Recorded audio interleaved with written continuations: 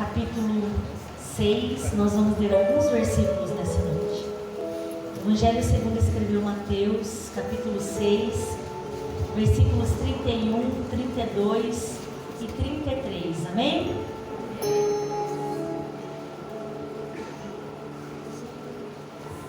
Eu pedi ao Senhor uma confirmação sobre essa palavra nessa noite, e desde o início do culto o Senhor está falando sobre fé.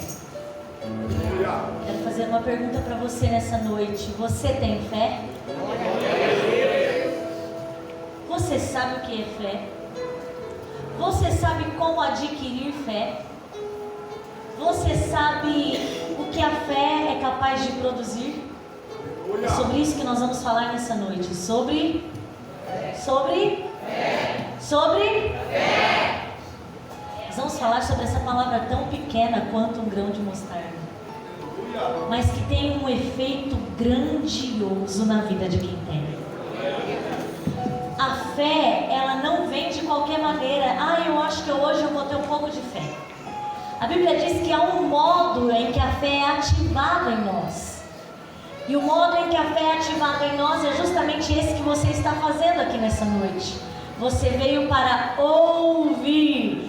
E ao ouvir a palavra de Deus, a fé é semeada no seu coração. Mas existe terra que não é boa. A Bíblia vai dizer que o Senhor contava uma parábola de um homem que saiu semeando, mas nem toda semente produziu. Não é porque as sementes eram diferentes, é porque a terra era diferente. Nós vamos falar sobre fé e nessa noite você vai fazer uma oração comigo após a leitura da palavra. A oração é: Senhor, que eu seja terra boa.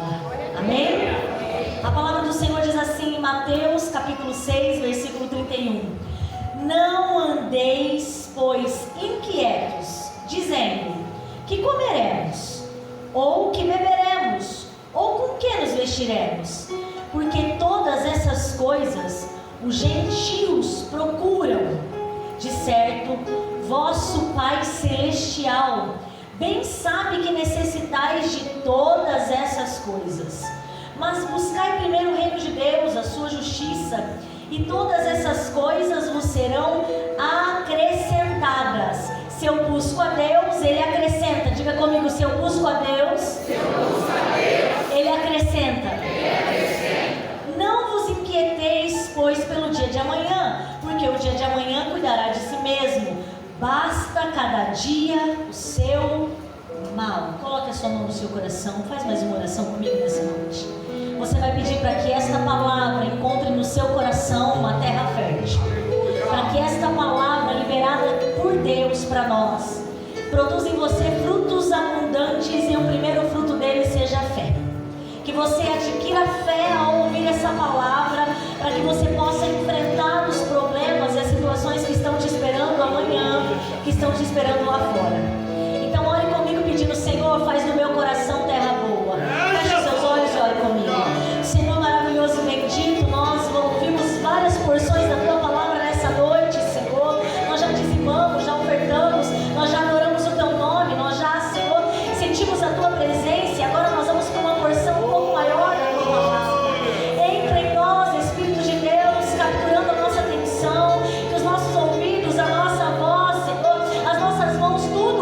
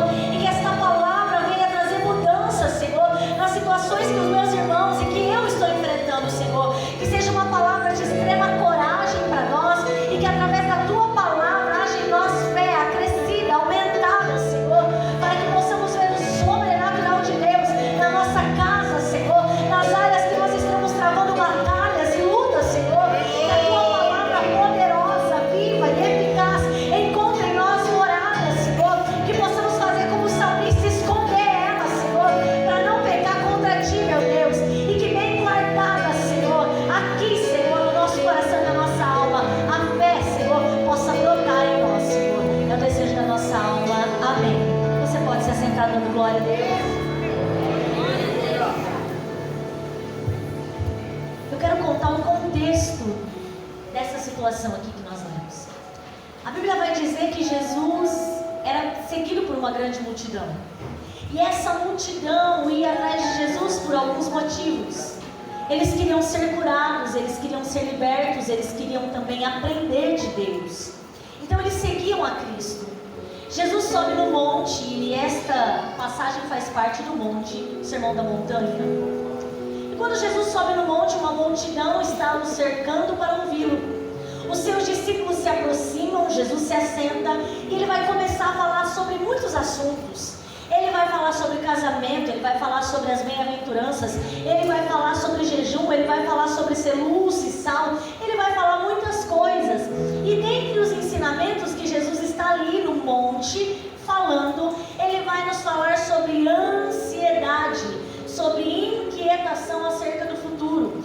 Ele vai falar sobre pessoas que estão agora vivendo problemas de amanhã. Ele vai falar sobre pessoas que estão no hoje, pensando nos problemas que virão. Naquela época, não sei se tinha esse nome, hoje a gente conhece como ansiedade. Ansiedade é uma busca desenfreada pelo futuro. Eu estou no presente, mas eu quero saber o que vai acontecer. Eu estou no presente, mas eu quero ver o que é que vai acontecer amanhã. Eu estou no agora, mas eu estou preocupada com as coisas que virão no próximo mês. E muitas vezes a ansiedade rouba de nós aquilo que o Senhor nos deu, o presente. E é um mal do século, a ansiedade, porque ela também é um dos sintomas e acompanha a depressão. A ansiedade é uma doença quando exageradamente tem sintomas. Uma pessoa ansiosa, ela tem palpitações. Uma pessoa ansiosa, ela tem tremores. Uma pessoa ansiosa, ela não consegue tomar decisões. Uma pessoa ansiosa, ela fica pensando tanto no futuro, esquece de decidir o agora, e a vida dela nem vai pra frente, nem faz nada. E é por isso que Jesus estava falando sobre preocupação excessiva com o amanhã. E aí ele vai dizer: vocês estão preocupados demais com o amanhã. Deem uma olhada para a natureza e vocês vão entender o controle de Deus sobre todas as coisas. Aí Jesus vai fazer um paralelo entre a natureza e os homens. E aí ele vai dizer: olha bem para o passarinho, para as aves. Eles não plantam, eles não semeiam, eles não esperam a chuva, eles não fazem nada disso. E todos os dias o Pai Celestial dá comida para eles. Olha bem para os lírios do campo, eles não fizeram nada para ser tão bonitos. Eles apenas existem pela vontade e permissão de Deus. Nem Salomão, o rei mais rico da história, o homem mais sábio do mundo, que recebia presentes e presentes como é registrado em Reis, nem ele se vestiu tão lindo quanto Deus veste o lírio do campo. Então Deus estava usando Jesus para dizer que a natureza depende de Deus, depende também de Deus. Deus estava usando a natureza como referencial de dependência. O nosso problema é que a gente está crescido demais para depender de Deus. O nosso problema é que a gente fez muito curso, muita faculdade, a gente fez muita coisa, a gente ganha um salário um pouco melhor, e aí a gente fica com medo de depender de Deus. Deixa eu te dizer uma coisa: o meu pai nunca cobrou R$1 das coisas que me deu, pelo contrário, me dava com amor nesta terra. O Pai Celestial é melhor do que ele. Nós precisamos voltar a uma dependência de Deus. E aí Jesus está falando sobre essa relação da natureza dependente e do homem preocupado. A natureza não se preocupa, ela sabe que há um Deus cuidando dela. O homem preocupado demais se esquece que há um Deus que o formou. E aí Jesus vai falar isso aqui, ó: não andeis. Este é um verbo no modo imperativo, é uma ordem, é uma orientação, é uma instrução. Perceba que o verbo vivo está usando um verbo no imperativo para te dar uma ordem. Não ande inquieto. Tem gente que entrou aqui nessa noite preocupado com o que vai fazer amanhã. Ei, o amanhã Deus cuidará.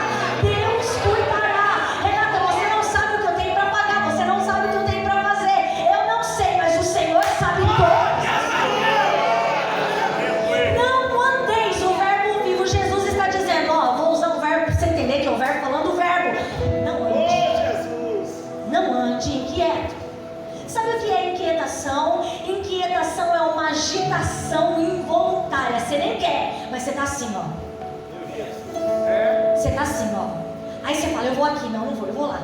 E você não faz nada. Porque gente inquieta não consegue escutar a voz de Deus. O que é que Deus mostra para Elias? Que ele não estava no vento, no fogo, ele estava na calmaria. Deus vai falar com quem estiver disposto a parar para escutá-lo. Deixa a inquietação de lado, para, respira, não pira, e escuta Deus falando nessa noite. Não andeis inquietos. Chega de agitação. Porque a sua agitação só revela o seu descontrole. A sua agitação só revela a sua falta de fé. Aí ele vai dizer, não andeis agitados, preocupados, dizendo, porque tem uma coisa que acompanha o ansioso, a boca solta. O ansioso, ele fica falando toda hora do problema, porque ele quer resolver, mas ele não tem como. Então ele fala. É por isso que Jesus disse assim, ó, não ande inquieto e cuidado com a boca que vocês estão falando aí. O que eu vou comer? O que eu vou beber? O que eu vou vestir? O ansioso, ele fala demais, porque ele não dá conta aqui dentro de resolver, então ele verbaliza. E aí ele faz 3 perguntas: o que eu vou comer? O que eu vou beber? O que eu vou vestir? É Jesus falando aquilo que os ansiosos falam. E eu achei tão interessante que são 3 áreas em que Deus mostrou para Israel que Ele era Deus. Aleluia! Vamos voltar lá no passado um pouquinho para a gente entender por que Jesus usou essas 3 áreas: a comida, a bebida e a veste. Vocês estão comigo? Diga amém. Amém. Comida, bebida e veste. Oh glória! Quando o povo do Senhor estava lá cativo no Egito por uma coisa que Deus já havia dito, uma palavra que Deus havia lançado para Abraão em Gênesis 13: a tua semente será cativa por 400 anos, mas eu vou dar libertação para eles vão caminhar na terra da promessa. Deus já tinha falado para Abraão. E aí eles estão presos no Egito e agora Deus levanta o libertador. Eles vão caminhar, e eles estão no deserto e agora eles estão com fome. E o que é que eles vão fazer? Porque a gente com fome, ainda mais se for crente, murmura. Eles vão murmurar. E aí eles vão dizer para Moisés: Moisés, era melhor a gente ter ficado lá, sentado nas panelas de carne. Eles vão dizer isso. A gente sabe que eles não comiam carne. A gente sabe que a dieta deles era bem diferente. Mas quando eles estão lembrando do passado, parece que o passado era ótimo. Ô Moisés, por que o Senhor não deixou a gente lá sentado perto da panela de carne, comendo lá no Egito? É mentira! O passado deles não tinha carne nada. O passado deles tinha uma dieta restrita e muito sofrimento. O seu passado não era bom.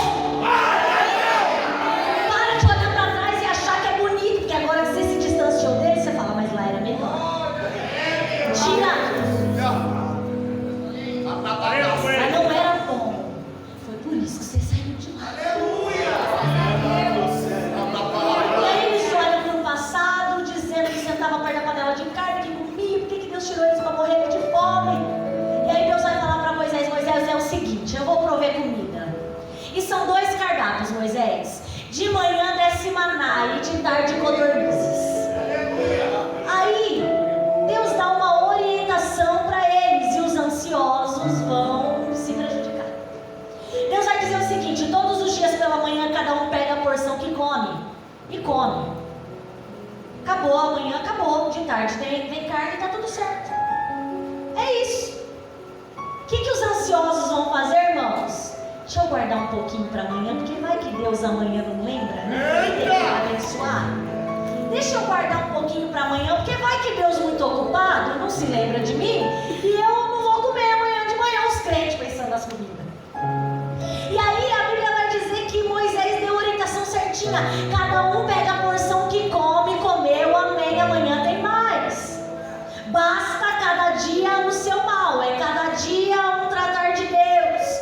Mas os ansiosos vão guardar. E sabe o que acontece com quem é ansioso? Aquilo que ele acha que está guardando está gerando bicho.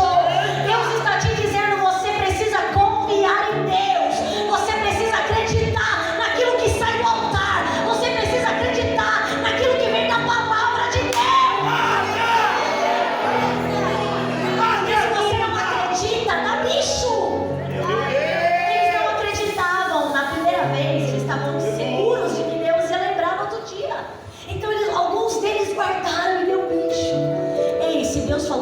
fazer todo dia Ele faz.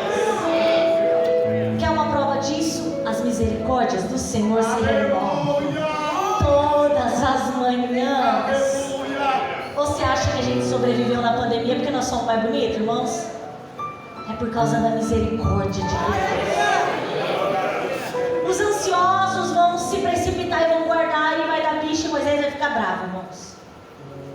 Aí eles percebem que Deus realmente todo dia vinha. Sabe quantos dias? Eu não sei, eu sei que foram 40 anos Deus mandando maná de manhã. Mas existe um período em que o maná acaba. Sabia que o maná vai acabar? E eu vou te dizer isso aqui nessa noite, que o maná vai acabar. Diga pro seu irmão, vai acabar. Renata, não estou entendendo. Maná é uma provisão emergencial. Maná é a mesma coisa todo dia. Maná é a gente no deserto e Deus tratando a gente. Maná é quando não sobra, mas também não falta. Maná é assim, ó. É Deus suprir ali, é Deus suprir ali. Mais um dia, a gente entra na terra da promessa e o maná acaba. Porque tem uva, porque tem figo, porque tem pão, porque tem fermento, porque tem trigo. Porque Deus vai fazer uma virada. A Bíblia vai dizer no livro de Josué que quando eles pisam em Canaã, chega de maná, agora é para comer, para sobrar. O que você está querendo dizer? Eu estou querendo dizer que tem dia que a gente vai ter que controlar a ansiedade e viver no pouco de Deus. Mas esses dias também passam. Passou para Israel. Quando eles pisam, não tem mais maná de manhã. Agora eles podem comer à vontade, porque a terra é boa. Então Jesus está falando sobre comida, sim, porque desceu maná do céu todo dia. Os ansiosos se prejudicaram naquele momento lá. E aí, Renata? E aí que ele falou sobre bebida. Aí ele vai dizer o seguinte: vocês estão preocupados com o que vocês vão beber. Israel também estava no deserto. Uma hora eles estão lá e ai, que sede, que sede, que sede. Aí eles vão falar com Moisés: ô Moisés, você tirou a gente para morrer de sede. Irmãos, Moisés tinha uma paciência, né? E a gente sempre que a gente fala paciência de Jó, era a paciência de Moisés, na verdade. E aí, Renato, e aí que Deus fala para ele, toca, ele fere a rocha 2 vezes. E nessa hora que Moisés também se complicou. Mas vamos voltar para a água. A Bíblia diz que sai água da... Sai água da... Tem tudo a ver com o que nós vamos falar. Guardou a palavra, rocha, guardou no coração.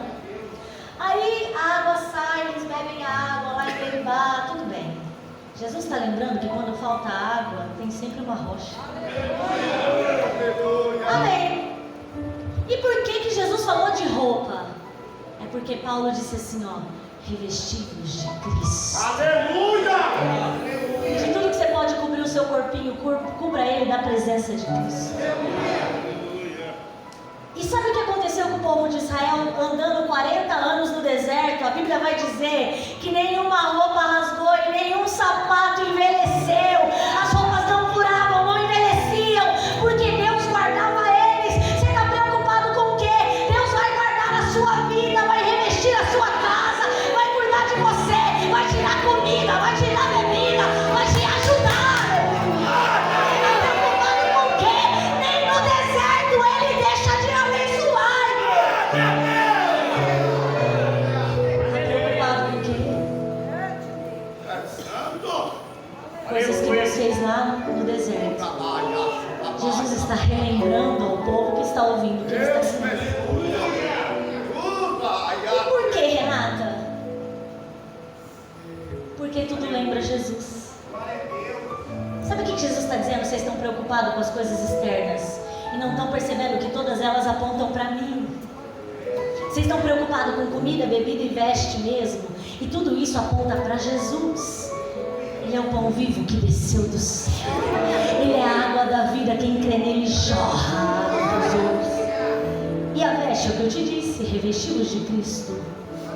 Tudo apontava para Ele, a Bíblia inteira aponta para Ele. Eu quero apontar para Ele, eu quero que os outros olhem em mim e apontem, ah, Jesus habita ali. Jesus estava dizendo, vocês estão preocupados com as coisas da terra e não estão nem associando que todas elas levam a mim, porque eu sou o caminho, a verdade e a vida. Para de se preocupar com as coisas daqui, começa a pensar em Jesus, em ver para Ele, com Ele, por causa dele. E aí Jesus vai dizer procuram.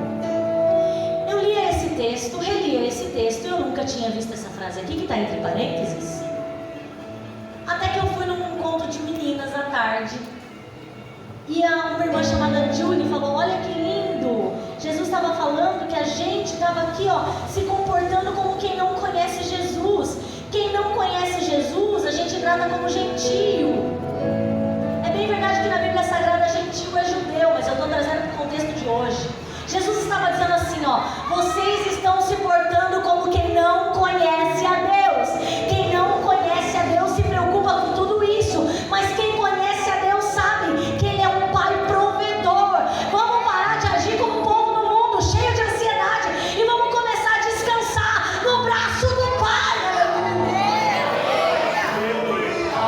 É isso, porque todas essas coisas procuram o gentio. O gentio que está preocupado com isso é crente. Aleluia! Você sabe que quando faltar 45 para o segundo tempo, ele faz. De que jeito eu não sei. Como eu não sei, eu só sei que ele faz. É isso que Jesus está dizendo: vocês são crentes, vocês precisam pensar diferente do mundo. E aí ele vai continuar, sabe por quê? Porque vocês têm um Pai Celestial. Vocês perceberam que todo culto está caminhando para a fé e para a paternidade divina? Você tem um Pai Celestial. Eu achei interessante Jesus marcar com um adjetivo que fala sobre o céu, porque muita gente aqui não conviveu bem ou não teve um relacionamento com o seu pai. Mas você tem um Pai Celestial. O que quer dizer celestial? Um Pai no céu. Isso já diz muita coisa acerca de Deus. Quer dizer que se o meu Pai na terra não correspondeu às minhas expectativas, o Pai do céu corresponde para além do que eu imaginei. Quer dizer que o Pai da terra mora aqui e tem recursos daqui, mas o Pai do céu mora no céu e o recurso dele é inesgotável, infindável, interminável, porque ele cria o que ele quer. Ele criou cargo para José do Egito. Ele cria caminho no meio do mar, ele cria o que ele quiser, porque ele está no céu. Então Jesus estava dizendo: vocês estão preocupados, mas porque vocês estão pensando como gentios, vocês têm um Pai. E o Pai de vocês mora no céu. Ele domina todas as coisas. É isso que Jesus está dizendo aqui. E aí nós vamos continuar a leitura. Ele vai dizer: porque o Pai que vocês têm sabe que vocês precisam. Irmãos, quem vocês acham que criou todo o sistema? Deus. Quando o homem peca, porque Deus havia dado domínio da terra na mão dos homens. E quando o homem peca, ele traz o serviço para si, porque antes era um prazer trabalhar na terra. Agora vai ter que suar o rosto, você vai ter que plantar e produzir. Mas Deus sabia de tudo isso e sabia que a gente ia precisar de dinheiro para viver. Mas Ele também disse que é dono do ouro e da prata. Renata, você está falando que você tem salário todo mês. Eu tenho, graças a Deus. Mas teve uma vez que meu salário não dava para cobrir uma conta. E eu comecei a ficar ansiosa. E eu comecei a me desesperar. Até que o Espírito Santo disse assim: você não prega? Vai viver. E Deus preparou o que eu não tinha. É por isso que eu posso falar sobre ansiedade e provisão de Deus, porque eu já passei por isso. E aí você tem um Pai que conhece todas as necessidades, e agora vem Jesus dizendo: para de se ocupar com essa ansiedade, e no lugar da ansiedade vai fazer algo. Busca o reino dos céus. No lugar de ficar preocupado, vai orar. No lugar de ficar ansioso e falando demais, vai jejuar. No lugar de ficar espalhando que você está sem, que você não pode, que você não tem, dobra o joelho e busca o reino dos céus. E adora Ele, canta louvores, jejua, exalta, lê Bíblia, vai buscar o que é do céu, que o que é da terra Ele vai fazer chegar na tua porta.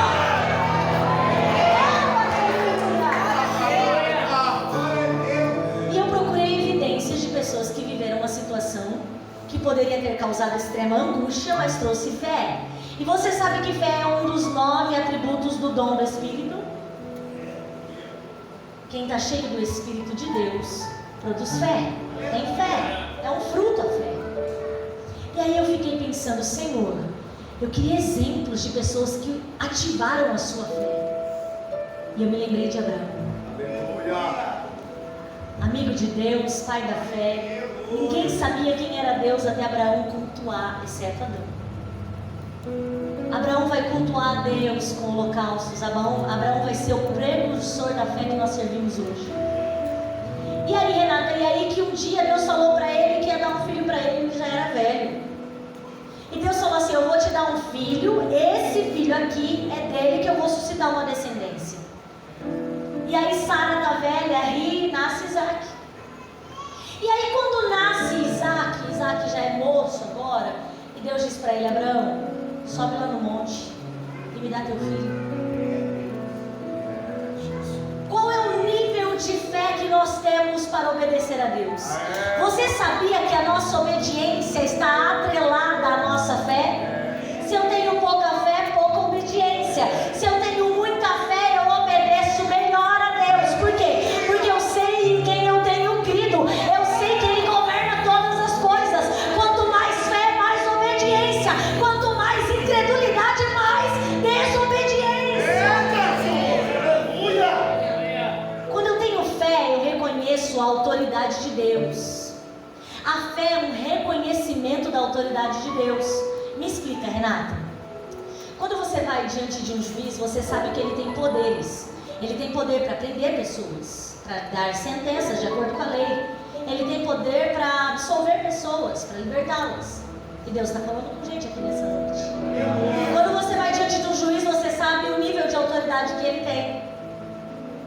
Por que é que você não usa esse conhecimento para se apresentar diante de Deus? Porque nós precisamos ter mais fé. Quanto mais fé nós temos, mais reconhecemos a autoridade de Deus. Me dá um exemplo disso, Abraão. A Bíblia vai dizer que Abraão vai lá sobre o monte, deixa o servo lá, tá ele e o menino. E o menino perguntou: pai, cadê o cordeiro? O Senhor proverá para 5 cordeiros. Quando Abraão está preparadinho, já amarrou o menino, já fez tudo, ele está preparado, o anjo do Senhor diz: não, tá bom, Abraão, eu já sei de onde vem a tua fé, até onde ela vai, Abraão. E sabe o que vai dizer lá em Hebreus capítulo 11, versículo 1, que a fé é o firme fundamento das coisas que se esperam e a prova das coisas que não se vê. Renata, tá esquisito isso. Como é que a fé é firme se eu não pego ela na mão? Como é que a fé tem um fundamento firme se a fé é uma emoção, um sentimento, é um fruto do Espírito? É porque a nossa fé está fundamentada na rocha. Aleluia. É por isso que a nossa fé é firme, porque ela está fundamentada na palavra. E quem é a palavra? É Jesus. E quem é a rocha? É Jesus. É por isso que a minha fé é firme, porque eu não deposito ela em coisas, eu deposito em Jesus a minha fé.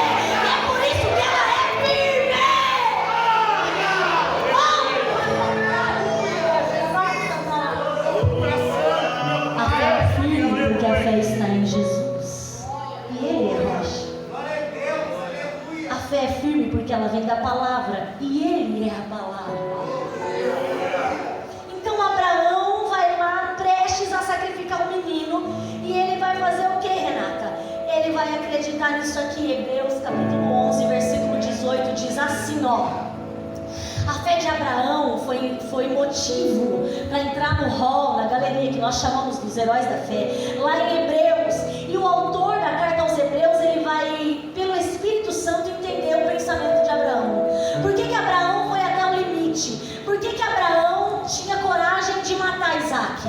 Não é porque ele era um doido, não. É porque Abraão tinha uma fé, e eu vou te mostrar qual era a certeza, qual era o firme fundamento do coração de Abraão, em Hebreus 11:18. Sendo-lhe dito a Abraão: em Isaac será chamada a tua descendência. O que Abraão pensou? Meu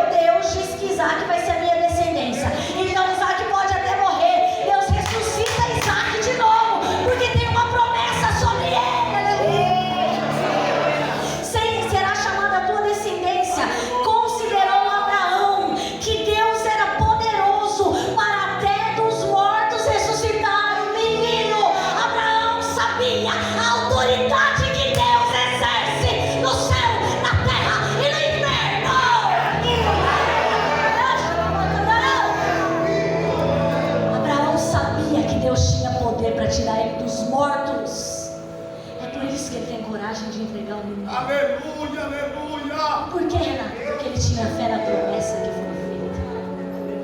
Ele tinha fé no Deus que fez a promessa. Você tem fé? Você tem fé? Abraão tinha certeza que Isaac ia gerar filhos, então nem que fosse dos mortos, Deus ia trazer ele de volta. E Deus está dizendo pra gente aqui nessa noite, que você acha que o seu parente está fadado à morte. Deus diz nem que ele tiver que tirar dos mortos, mas que Deus vai cumprir promessa antiga. Deus vai cumprir promessa antiga.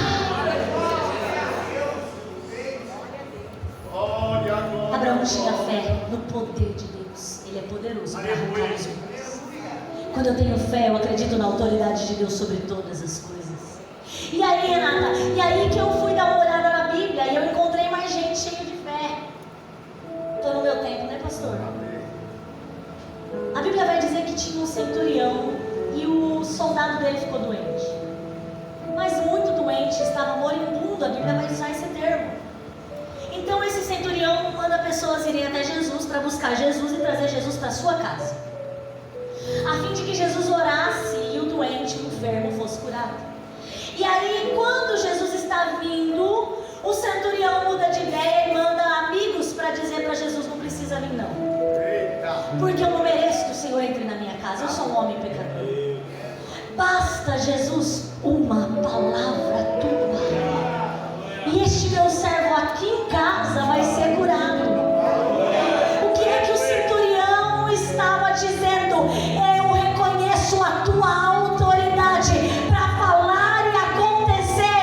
Eu reconheço a autoridade de Jesus para dizer e acontecer. Jesus não precisa nem ir na minha casa, ele fala e já acontece. Era isso que o centurião queria dizer. Eu tenho fé na autoridade de Jesus. Eu creio na autoridade de Jesus. Se ele disser está fechado, irmão, ninguém abre. Mas se ele disser está aberto, a gente passa e passa dando glória a Deus. Quem tem fé reconhece a autoridade de Deus. Eu nunca tinha pensado a fé por esse ângulo, até hoje à tarde o Senhor falar comigo. A fé é um reconhecimento da autoridade e poderio de Deus. Eu reconheço que não posso, que o médico não pode, que o juiz não pode, que ninguém pode. Mas eu oro para aquele que pode. Meu Pai que está no céu. Ele olha todas as coisas, ele vê todas as coisas. E aí eu fiquei pensando em mais alguém para eu fechar essa história. E eu encontrei uma mulher cheia de fé no lugar errado. A fé no lugar errado não dá resultado, sabia? Se eu tiver fé em imagens que não têm espírito nem vida, eu estou com a fé no lugar errado. Porque a minha Bíblia diz que Deus é espírito. Aleluia. E importa que quem o adore em espírito e em verdade. Foi Jesus que falou isso para a samaritana. Então, quando a minha fé está atribuída a uma imagem que não se move, eu estou aplicando a minha fé no lugar errado. Quando a minha fé está atribuída ao dinheiro, o dinheiro acaba. Eu estou aplicando a minha fé no lugar errado. Quando a minha fé está atribuída até onde eu posso ir, até onde eu posso chegar, eu estou aplicando a fé na pessoa errada. Há uma canção que diz: tenha fé em Deus, tenha fé na vida. Não, tenha fé só em Deus. Havia uma mulher que estava doente há 12 anos e ela gastou todo o dinheiro e toda a esperança, quase toda a esperança, nos médicos. E eu não sou contra a medicina é poderosa e Deus usa a inteligência dos homens para abençoar os homens. Mas no caso dela não dava mais resultado. No caso dela não tinha como ela ser curada. Então ela pegou toda a sua fé e todo o seu dinheiro e depositou sem resultado na medicina e no que ela podia encontrar. Mas ainda sobrou um pouco de fé no coração dela. Eu diria que um pouco, não, eu diria que bastante. Ainda tinha fé, os resultados não vieram, mas a fé estava ali dentro. E quando a fé encontra a pessoa certa, a fé produz milagres. Não só a fé sozinha, mas a fé naquele que produz os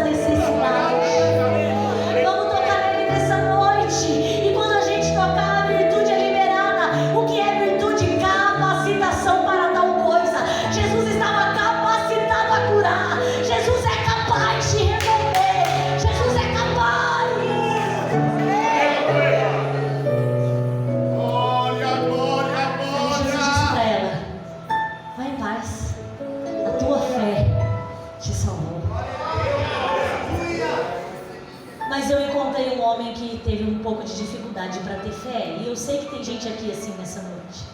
Jesus. Evangelho segundo escreveu Marcos. Abre comigo rapidinho, capítulo 9. Evangelho segundo escreveu Marcos, capítulo 9. Nós vamos ler o 23 e 24 apenas.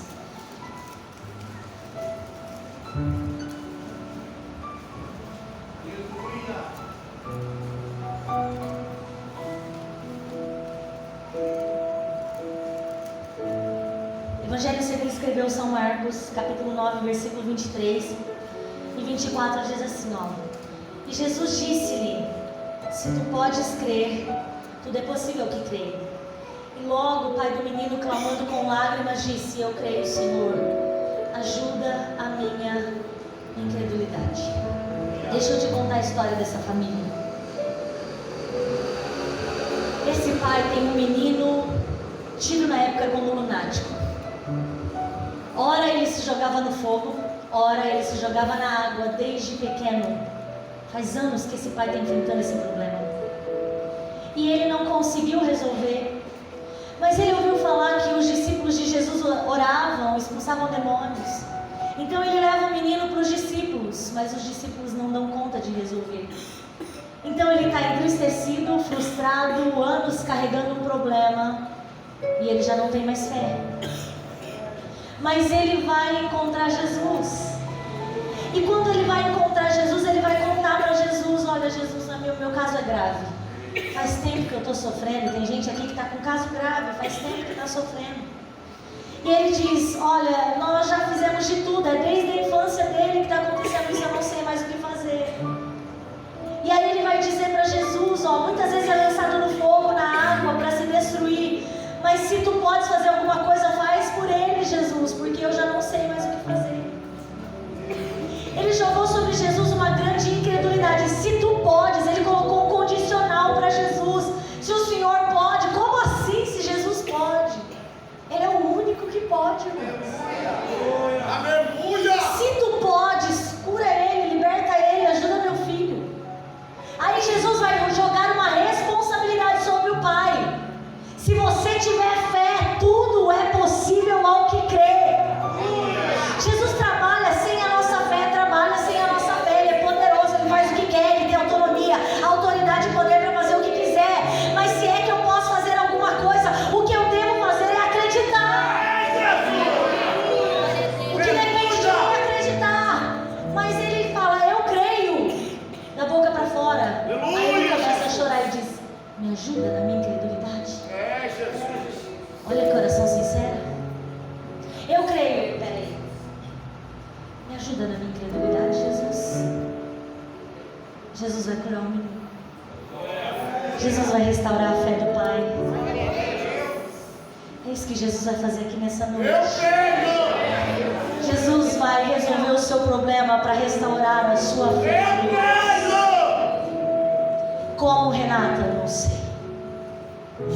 Eu só sei que o menino parecia que estava morto. Jesus orou e ele desmaia. De repente o menino está vivo. E o pai do menino agora está cheio de fé. A fé é o reconhecimento da autoridade e do poder de Deus. É o firme fundamento das coisas que eu não vejo, mas que eu espero. Paulo vai dizer assim, ó, se eu espero o que eu vejo, então isso não é esperança. Esperança é esperar o que eu não enxergo. Apesar de eu espero, mesmo que eu espero, ainda que eu espero. Isso é fé. Fé é não ver, fé é ter certeza sem ver. Aleluia. Um dia eu fui ministrar em Baúba, num congresso da minha igreja. Nós somos da Assembleia de Deus Catanduva. Eu estava grávida da Ana Rafaela. Ela passa por aqui várias vezes. Onde vestidinho estrada. A minha primeira gestação não foi pra frente, não deu certo, eu abortei. Eu estava grávida da Ana Rafaela e fui pregar. E aquele dia o Senhor tinha me dado uma palavra que o Senhor nos toma pela nossa mão direita e diz, não temas. Esse era o tema do congresso, essa era a mensagem que eu meditei a tarde inteira. Era sobre não ter medo. Não ter medo é depositar confiança em Deus. E aí eu fui pro congresso, mas antes E eu disse: e agora, Deus? Eu vou para o hospital ou eu vou pregar? O Espírito Santo me disse: você prega? Então vive. Eu olhei para o meu esposo e disse: nós não vamos para o médico não, vamos para o culto, depois a gente vê o que faz. A hora que eu cheguei no culto, meu sobrinho Carlos Henrique sentou do meu lado e disse assim: tia, pode ficar tranquila que está tudo bem. Ele não sabia de nada, ninguém sabia, só sabíamos eu e meu esposo. E o meu sobrinho sentou do meu lado e disse: tia, fica tranquila que está tudo bem. Aquela noite eu ministrei para a glória do Senhor Jesus. Acabou o culto, conversei com a mulherada, porque irmãos, quando acaba um culto, meu marido diz que eu pareço o zelador da igreja que fecha a porta da igreja. Conversei com todo mundo, fui para casa, comi uma pizza e disse assim: agora nós vamos no médico. Eu estou mandando você fazer isso? Não, eu estou dizendo que aquele dia eu precisava colocar a minha fé em ação. Eu cheguei na médica e ela disse assim: mãe, tá tudo bem, mãezinha. É porque ela está crescendo muito, então os vasinhos do útero se rompem mesmo. De vez em quando nós vamos ter que exercitar a nossa fé. E é por isso que nós ouvimos essa palavra nessa noite, amém? Posso fazer uma oração, pastor? Quero chamar o conjunto para adorarmos a Deus. Em teus braços é o meu descanso. Se coloque de pé, igreja, nós vamos orar a Deus. Jesus estava nos falando contra a ansiedade. A ansiedade é o mais alto nível de falta de fé. Eu me preocupo tanto com o futuro porque eu não creio em quem cuida de mim. A fé é a certeza e a autoridade do poder de Deus. Fé e ansiedade não caminham juntos. Ou eu sou ansioso ou eu tenho. Um ansioso com fé não dá certo, porque senão ele não tem paciência para esperar acontecer. Nós precisamos ter fé. Amém? Amém. Quero que você olhe nessa noite para que o Senhor aumente a sua fé. Para que essa palavra, porque a fé vem pelo ouvir, para que essa palavra produza fé no seu coração. Não só essa, mas todas as palavras ministradas nesse altar. Mas todas as vezes que você liga na internet um pregador, toda vez que Deus falar, que a voz de Deus aumente a sua fé. Amém? É para isso que você vai orar. Amém? Amém. Se a oração do justo pode muito ser o efeito, hoje nós vamos sair daqui tudo transbordando de fé. Feche seus olhos e ore pedindo fé.